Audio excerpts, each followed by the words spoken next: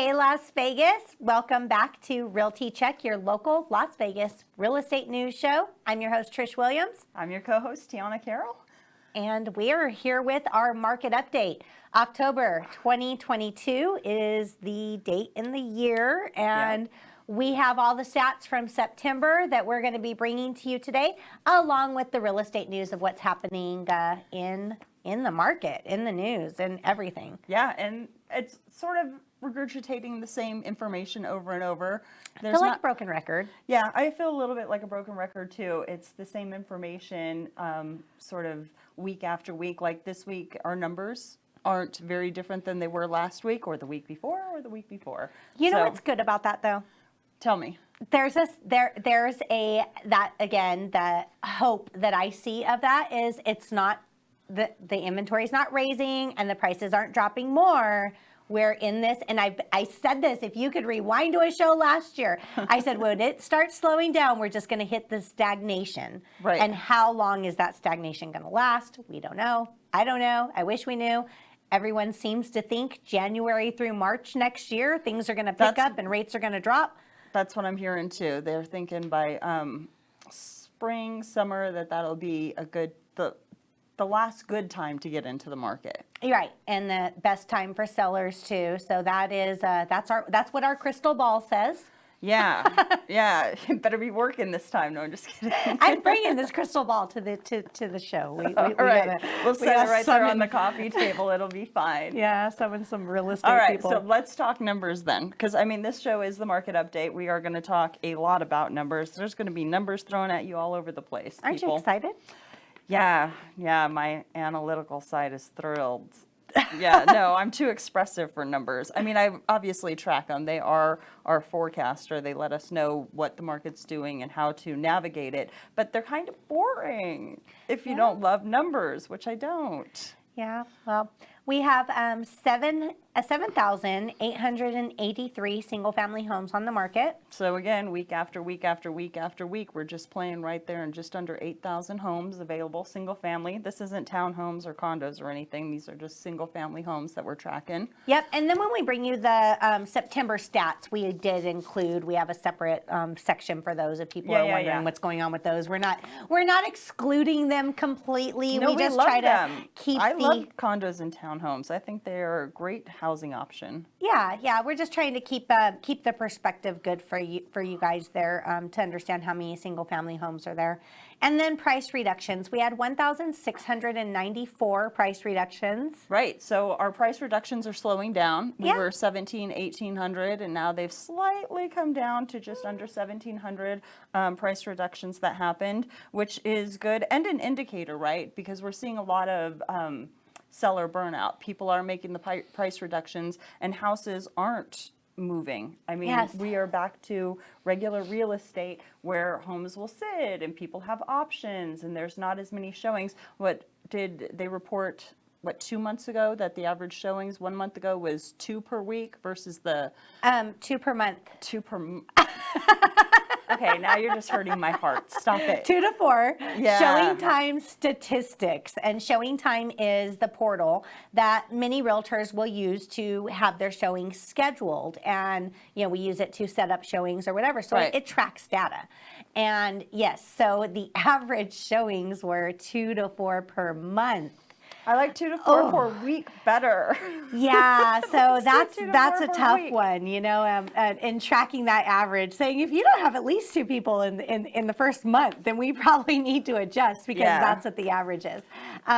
So we're definitely in a different world. And what really is so hard for me to grasp is when sellers finally say okay, I am ready to adjust the price.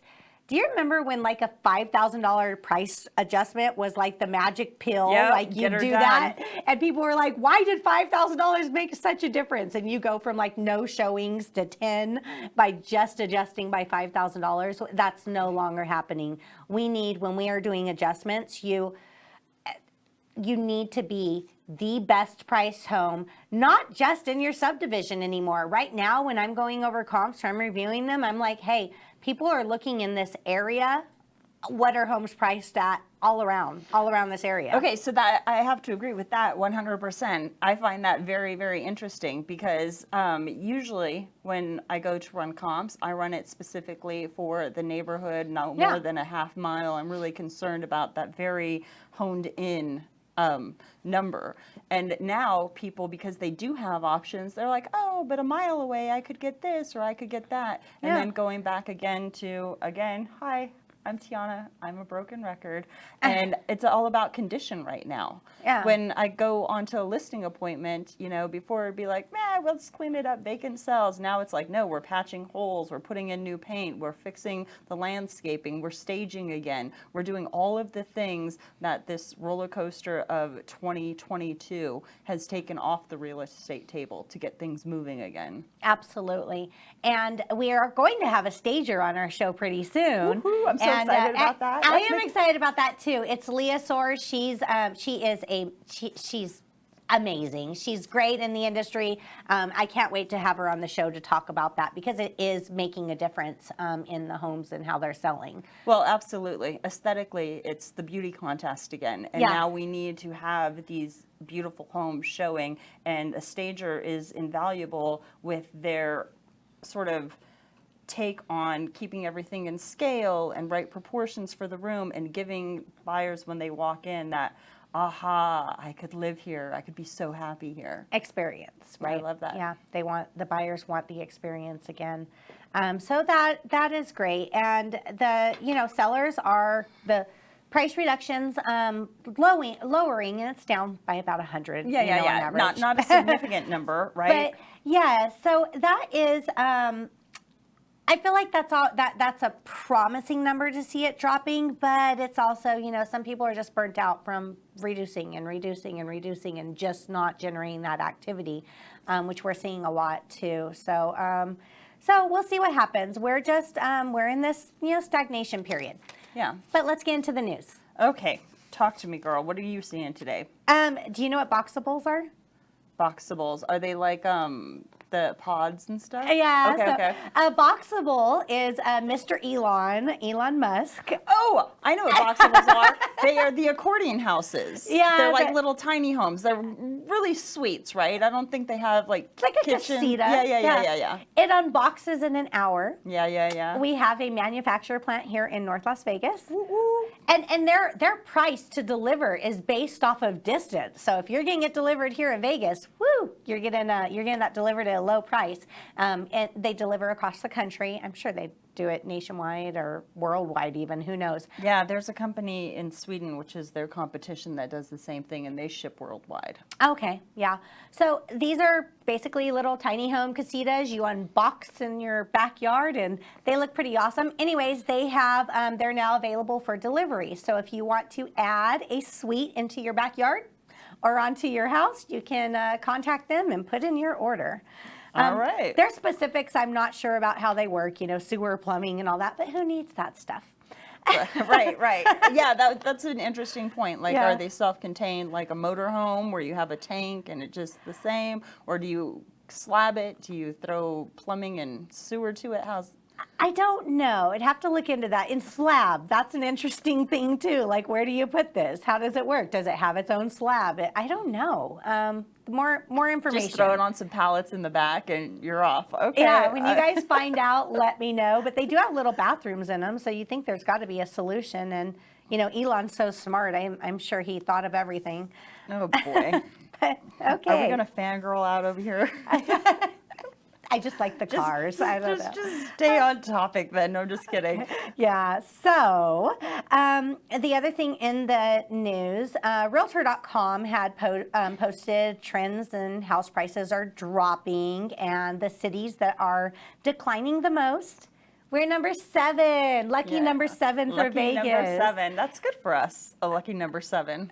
We're declining. We're the 7th most declining city. Well, across they're the nation. they're taking into account things like Austin and Seattle and Phoenix, Vegas. We had that big exodus to those cities during the pandemic. People wanted to go and try new places, see new things. Those were the cities that had the most amount of growth, so it's only expected that we'd be the ones that correct the fastest. Yeah. Yeah. Yeah. No, So there are some interesting factors, though, in correction, because I was reading reports that were saying how much faster we are already starting to correct than other cities. And I love that. Yes, that's true.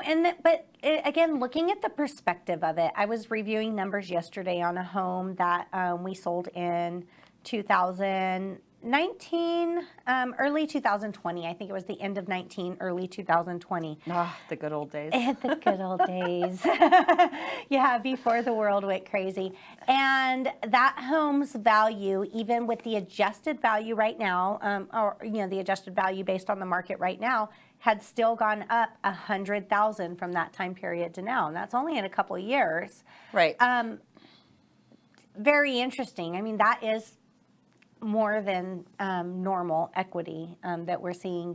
People have gained over the last couple of years. So healthy growth would be somewhere in the 6 to 8, maybe pushing 10%, and that's what you kind of want to see each year of that appreciation. Then we had this Wild West roller coaster ride where we were seeing like 23 to 25% appreciation. Well, that's not healthy for anybody, right? So now we've pumped the brakes, we've slowed down a little, we've come down. Now we're playing in the teens on the appreciation. But all in all, I always come back to real estate is a long-term hold.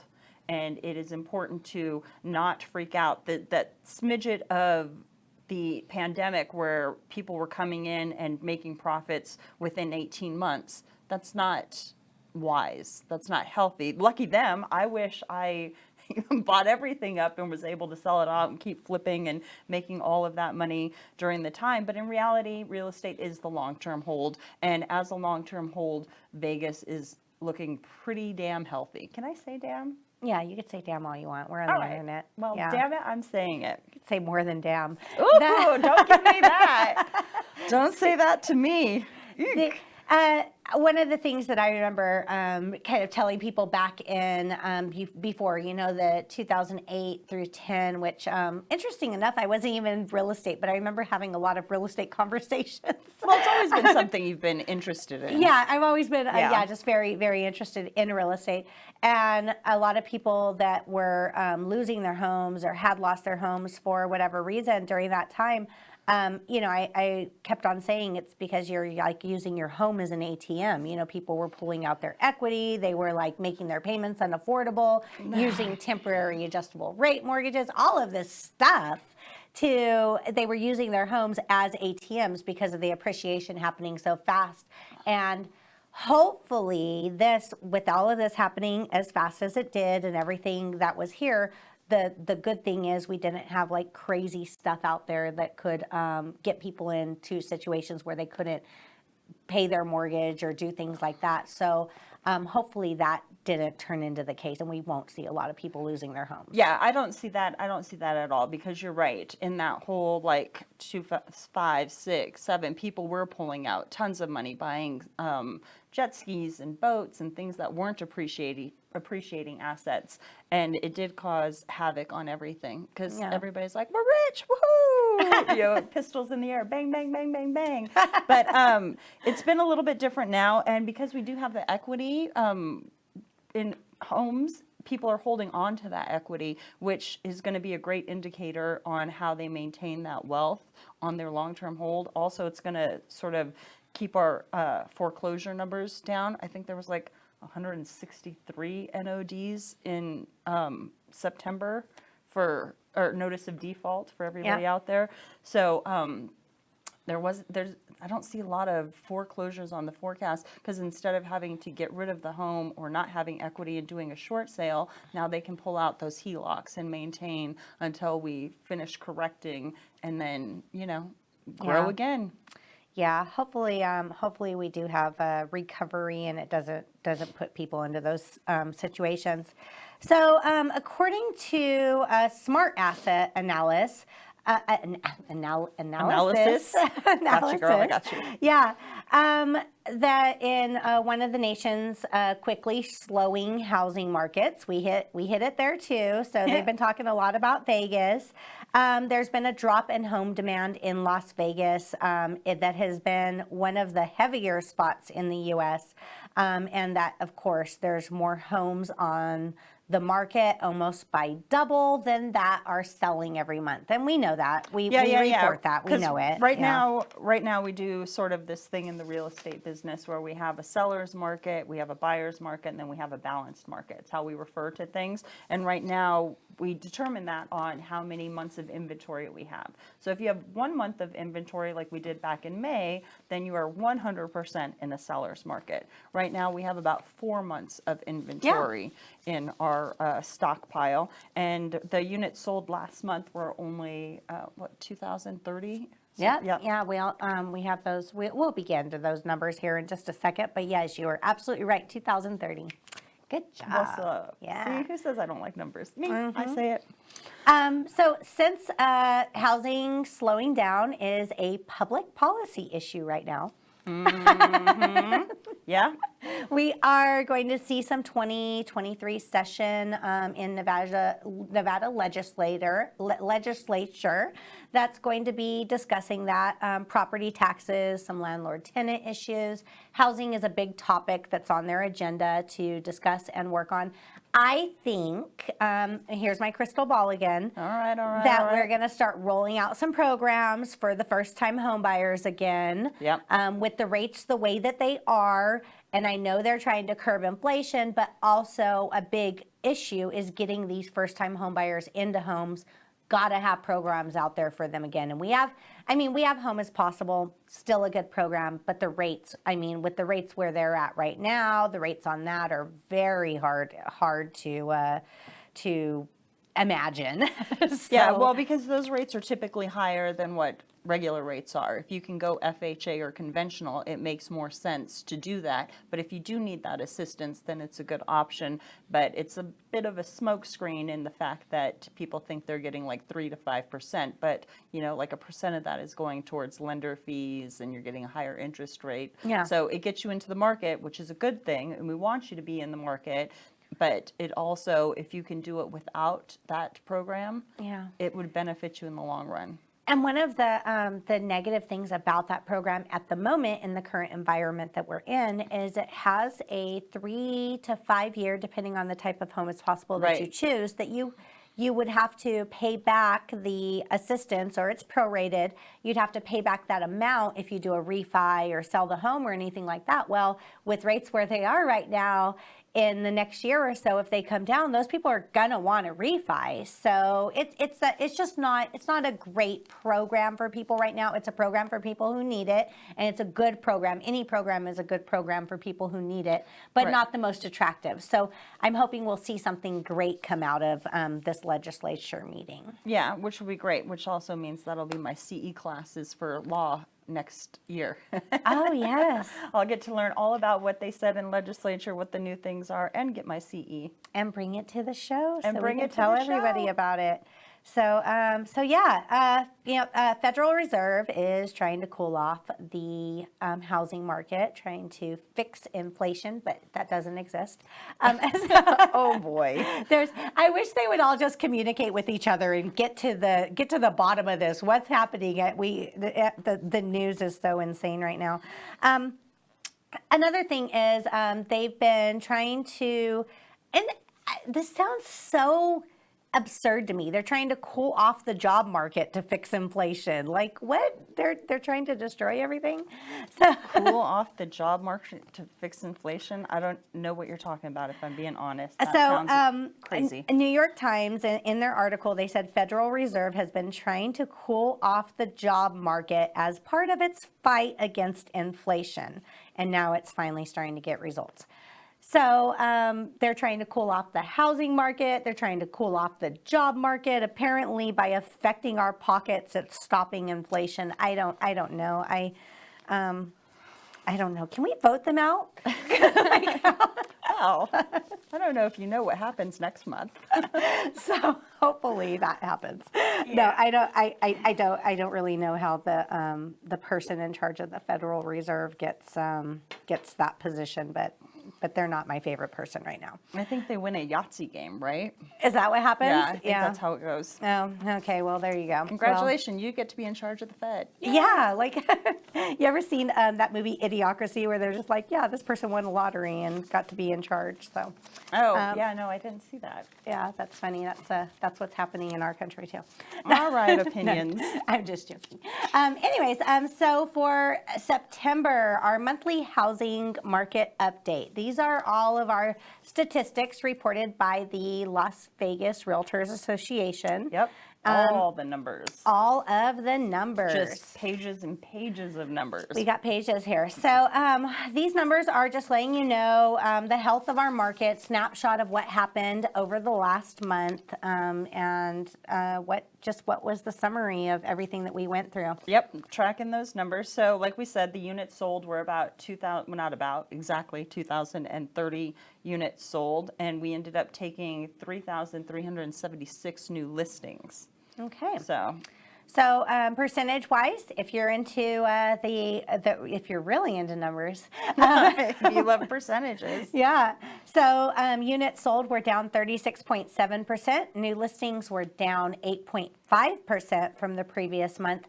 Units available they ended out at 8,121, and that's single family, up 134.5%. Yeah. Yeah. So condos and townhomes, they get categorized in a separate category. Yep. So units sold for those were 524. Yep, with 754 new listings. So the total available townhomes and condos that were available was 1,849.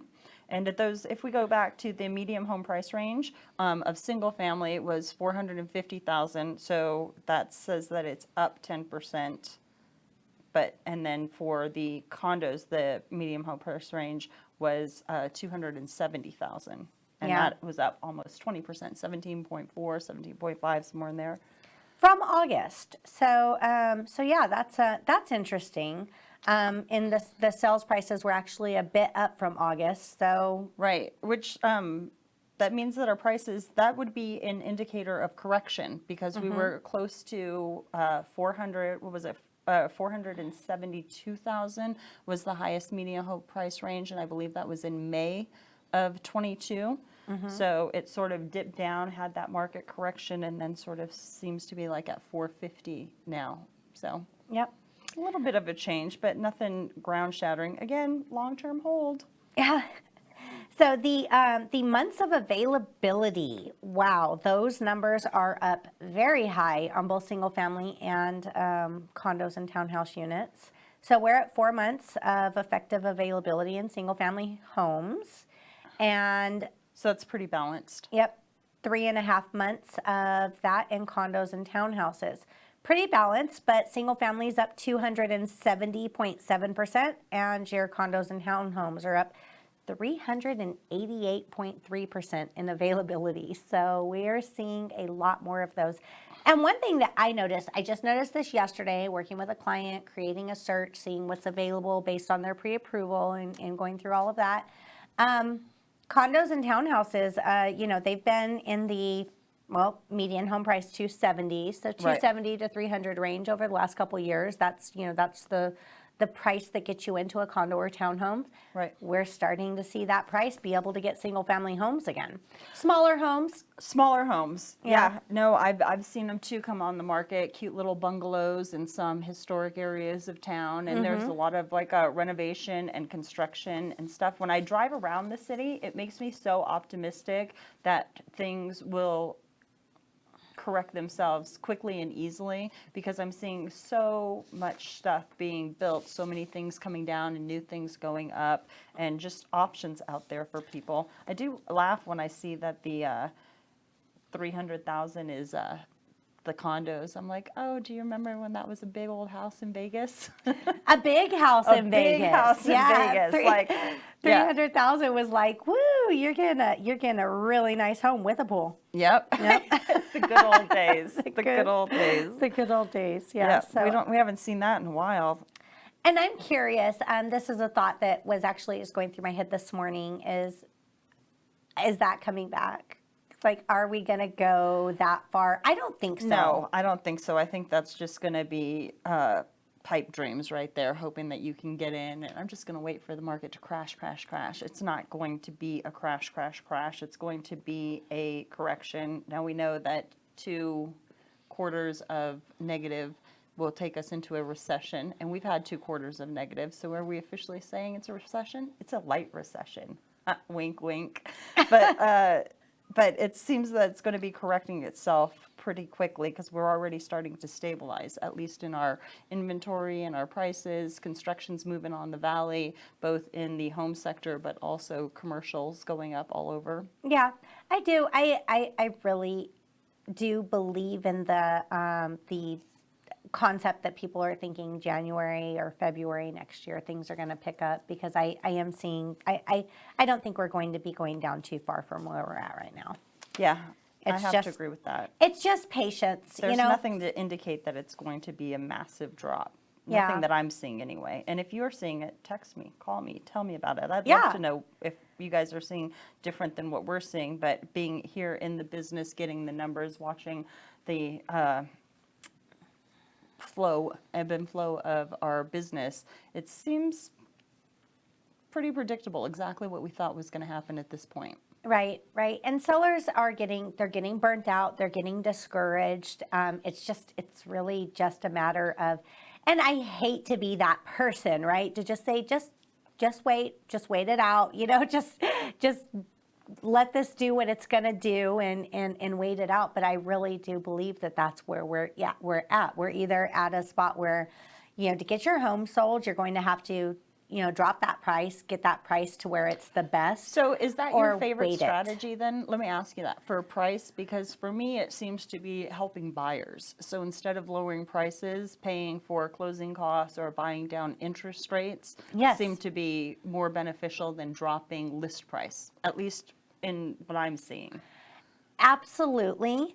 However, what I've been seeing from buyers' perspective is they're putting that in their offers regardless of the price. Right. The buyers are expecting that now. So it's not, if the seller's not offering it, it doesn't mean the buyer's not going to ask for it. Yeah, well, the buyer can always ask for whatever they want, and everything that I am writing up for buyers is asking for concessions in some way, shape, or form. Yeah. So it is definitely how I'm sweetening the pot. Right. Yeah. So I think, I think that buyers know and think that that's an option on everything that they're making offers on right now. So our days on the market, our average days on the market is, it's looking like there's 58.8% of homes in September sold still 0 to 30 days. 31 to 60% were 31 to 60 days was 28.4%. So still, we're still in pretty much a 60 to 90 day market. I think there's some homes that are selling within the first 30 days. I think we're seeing more slowdown even this month than we did in September. Yeah, I'm definitely gonna say that. I think when we see October's numbers, it's gonna be like, oh, so it is a little bit slower, just because we're already halfway through this month, or pretty dang close to it, and you're already seeing the days adding up, the little bit of changes, and we're gonna go through them. It's not that I'm saying we're not gonna go through them, we are, but I don't think it's gonna be as dramatic as everybody is anticipating. Right. And, with the Fed announcing another rate hike, that didn't incentivize buyers November to move any 2nd? faster. Yeah, so I'm seeing lenders getting, I don't want to say creative because it's not creative, but they are now exercising other options that they were leaving on the waste sides before. Like right now, there was a 63% increase in mortgage rate applications that were on ARMs. So that's how people are sort of navigating. They're taking on those adjustable rate mortgages again. So I came to, and being, I don't really call myself a numbers person. But neither do I. I think we established that at the beginning of the show. But I tend to get a little bit analytical on certain things just because I have to understand them. So I have to be able to see, view, and work out the numbers to be able to make the understanding. Right. No, I get that. That's why I'm tracking them too. I have to know what's going on. Do I love it? Nah. Yeah. So these like 2-1 buy downs. So 2-1 buy downs, the concept of that is basically the seller is paying a buy down temporarily for like the first 2 years. It's like a certain amount for the first year. Right, like 2 points down your first year, 1 point down your second year, and then the third year you got your regular interest rate. Correct. Yes. So the cost for this is it's okay. And maybe this wouldn't work, but maybe it would. I feel like it would cost it would cost the sellers a lot less to offer something similar, but without it being a 2-1 buy down and just saying, we'll offer you a credit off your monthly payment every month for this amount for the first year and this amount for the second year, have it as a lump sum credit towards buyers' closing costs, towards buyers' whatever, and the buyers can use that for that. They probably won't. That's the bad thing about it. I was just going to say, you're awfully optimistic that the buyer will take that chunk of change and do what they're supposed to do for it. Because I'm telling you, if you give my buyers a chunk of change, first thing they do are like, appliance package, wow, floors. Yeah, carpet, flooring, whatever. Yeah. But it would be a smarter thing to do if they were like, okay, I got this credit and this is to make my payment lower, and I'm going to put this in a separate account. So if my payment next, for the home is $2,200 and I have $200 off the payment every month for the first year, then I'm going to take this $200 and apply it towards extra principal towards my payment for the two. Yeah, that would be the smart thing to do. But yes, so cute. It would cost less to do it that way. And it's something that I'm actually thinking, and all you other realtors out there might take my idea, but that's okay. You can all use it. We'll share. Of talking to sellers as that being an option or an offer, or paying a year's HOA dues. Yeah, Things like that. I agree that you have to get creative and that we're going to start looking for things that we can entice to make these deals come together, because they're becoming few and far between, and we have to make sure that we're servicing our clients and getting them into contract, whether they're buyer or seller. I personally just love the old school interest rate buy down and be done with it. Better than a 2-1 buy down or anything like that. Yeah. Just buy the point down from the jump. Your interest is going to be low through the course of that loan. Yeah, and that's not a temporary fix. It's not as big. It's not as big as a jump, but it's a more stable one that you can count on for the entire term. Yeah, if you plan on staying there an entire term. Most of my clients don't. I think average is like 7 to 10 years. People are moving, whether up or down, downsizing, upsizing. So people are rarely in their home, especially in Vegas, in that full 30-year term. But I like a good interest rate buy down. Yeah, for a 1/4 point buy down on the last loan estimate I looked at, 1/4 point buy down costs 2.83%. Percent in points. So that was it's steep. It's costly. Yeah, I know. Yeah. No doubt it's steep. I have expensive taste. I don't know what to tell you. So how do people get a hold of you if they want to talk numbers? Well, definitely call me because I love them. No, I will absolutely sit down and talk to anybody about numbers and what's going on in the market, because they are the indicators. If they want to reach out, they can call me. They can text me 702-379-9948. And if they want to talk to you, because you love numbers too, how do they get a hold of you? 702-308-2878.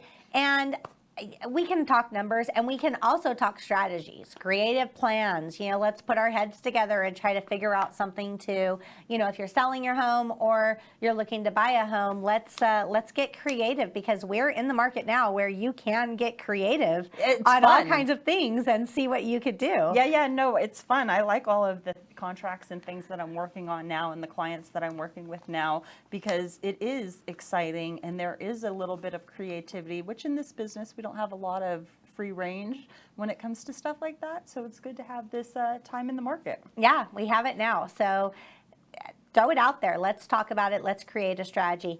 And if you are looking to get a question answered, we have listeners' questions. VegasRealtyCheck@gmail.com. email us. We'll be able to answer your questions here live on the show.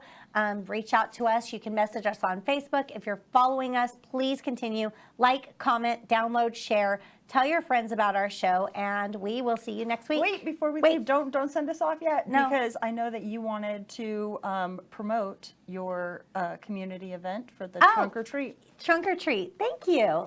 Here we go. We're in October. It's the October monthly update, and Spooky season is upon us. yay! So in October, we are having a trunk or treat. We do client appreciation events every 3 months. They're big events. Everybody's welcome. Free to you and the family to attend, or free to you and your friends, your neighbors, anybody to attend.